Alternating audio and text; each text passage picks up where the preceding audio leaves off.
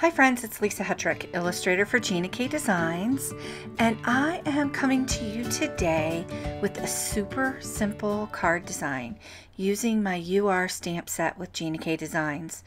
This card, folks, I'm not gonna lie, was really hard for me. Most of the tutorials I've brought to you have been full of artful techniques, but today I'm gonna keep it really simple. I'm going to create this card on one layer. It's going to be super fun and it comes together really quickly. And the colors I'm going to be using today are from Gina K Designs Premium Dye Inks. I'm going to be using this combination of pinks and red and two of the greens. So I'm going to be using Innocent Pink, Dusty Rose, Passionate Pink, Cherry Red, Grass Green, and Jelly Bean Green. And I love these two greens together. It's a really great combination.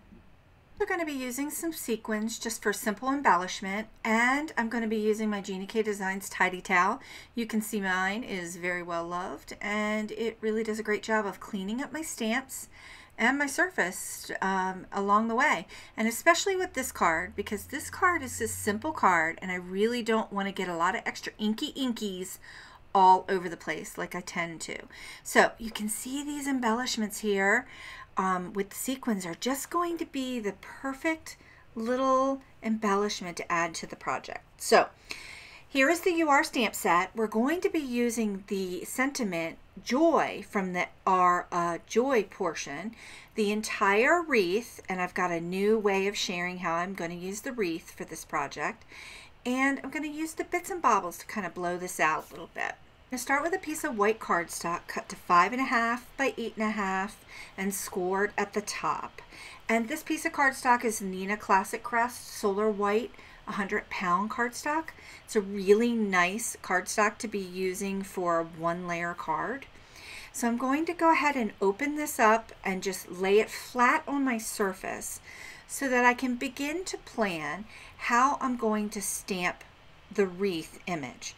Now, in order to get this layering effect that I have gotten with the different colors, we're going to be stamping the wreath down and then re-inking and turning it 90 degrees and stamping again, and then turning it 90 degrees after re-inking again and stamping it.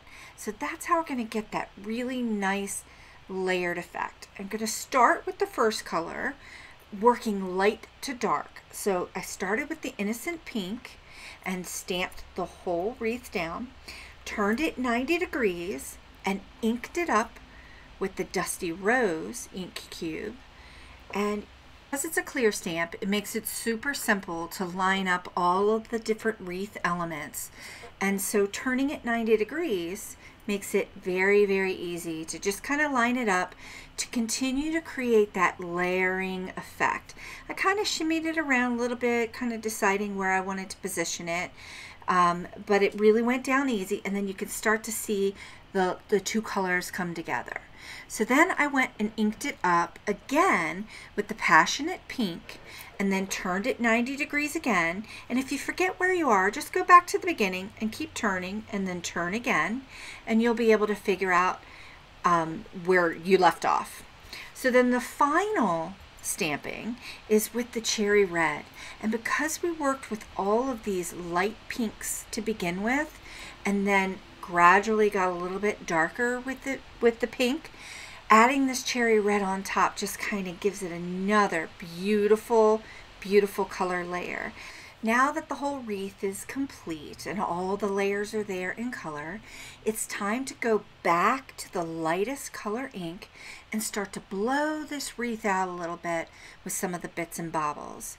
So here I started with the Innocent Pink and took the Laurel Wreath portion from the bits and bobbles, inked it up, and just started working my way around the wreath, add a little more texture and dimension around the entire design.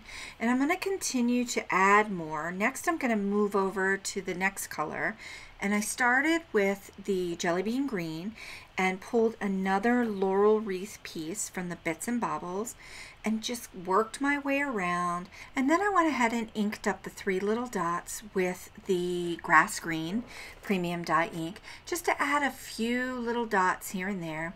I am going to go back and probably add some towards the end after the sentiment is in, but for now I just wanted to create some balance in the overall wreath design. Now it's time to stamp the joy sentiment inside the center of the wreath. And I'm going to go ahead and ink up the entire stamp with the Gina K Designs black onyx ink, and use my tidy towel to wipe away the ink that's on the portion of the sentiment that I don't want to use in the design. So I'm going to be really careful here and get it all off the stamp and make sure it's really dry, so none of that extra color transfers or none of the water transfers to the design. So here's the part of the design where I start negotiating with myself. And after looking at it, I really decided once the sentiment was in, I wanted to add a few more bits and bobbles from the stamp set.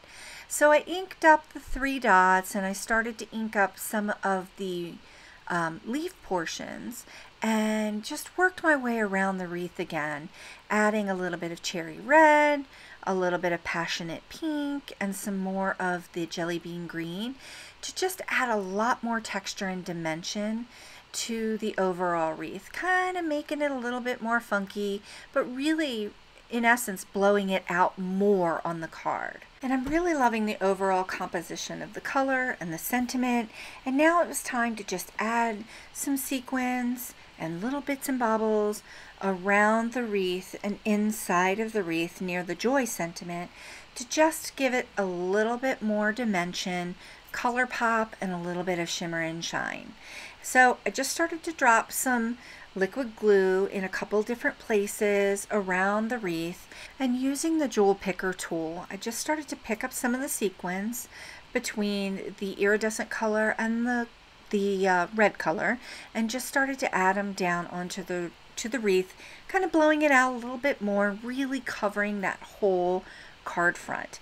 And this is kind of the fun part, because I'm getting a little artsy here, and I'm kind of having some fun with some embellishments, but really adding a lot of extra texture and dimension to this really simple 1-layer card.